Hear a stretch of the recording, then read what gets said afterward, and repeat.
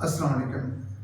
اگر میں آپ کے سامنے ایک کوشچن رکھتا ہوں کہ اگر ایک وقوع ہو گیا، خدا نخواستہ کسی بندے کو فائر لگ گیا ہے یا اس کی ڈیتھ ہو گئی ہے، آپ ادھر جاتے ہیں، آپ کو موقع سے کوئی سم ملتی ہے، کوئی موبائل ملتا ہے، آپ اس کا ڈیٹا ٹریس کرواتے ہیں ٹیل آر سی یا کسی بھی کمپنی سے، تو وہ ڈیٹا آپ کے پاس پروف آ جاتا ہے کہ اس بندے نے جو مرڈر کرنے والا تھا اس نے رابطہ کیا دوسرے بندے سے، آپ کے پاس سارا ریکارڈ آ جاتا ہے۔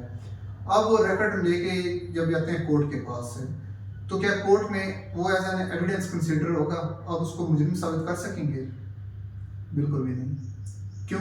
اس میں ایک بہت ٹیکنیکل پوائنٹ ہے جو بہت سے وکلاء حضرات کو بھی نہیں پتا ہوتا، موسٹلی نہیں پتا ہوتا لوگوں کو۔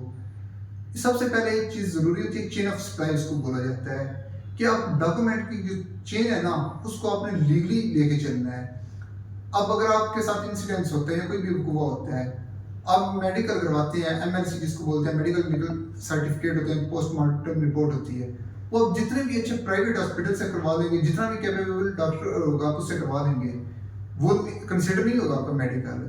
آپ نے اس کو گورنمنٹ ہاسپٹل جو ہے اس سے کروانا ہے۔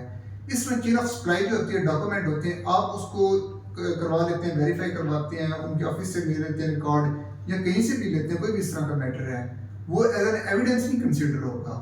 اس کے لیے سب سے پہلے ضروری ہے کہ آپ وہ جو آپ کو مٹیریل ملا اس کو فرنزک کے لیے بھیجیں۔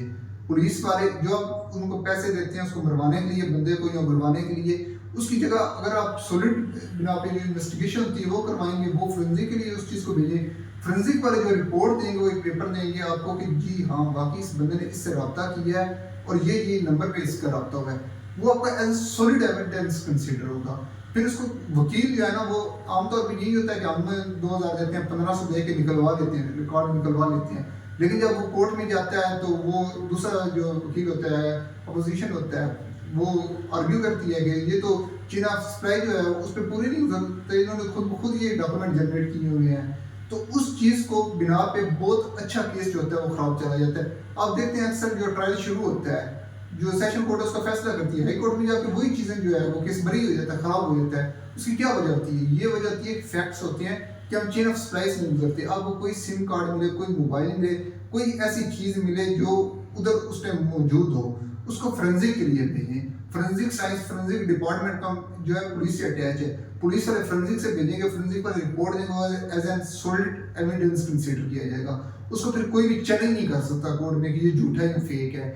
اس بنا پہ آپ جو ہے وہ اپنی تفتیش جو ہے انویسٹیگیشن آگے بڑھوائیں، انشاءاللہ آپ کا کیس جو ہے نا وہ کبھی ضائع نہیں جائے گا، ہائی کورٹ میں جا کے بھی آپ کے فیور ہاتھ میں آئے گا۔ ہاں اگر آپ کے ساتھ کچھ ایسا ہوتا ہے، کوئی بندہ آپ کے خلاف اس طرح کا لے کے آ جاتا ہے ثبوت کو، باہر سے ڈیٹا نکلوا کے لے آتا ہے، آپ کا وکیل آرگیو کرے گا، وہ کیس آپ کا ادھر ہی ختم ہو جائے گا، وہ ایز این سولڈ ایویڈنس نہیں کنسیڈر کیا جا سکتا جب تک وہ چین آف سپلائی سے نہیں گزرے گا۔ Thank you.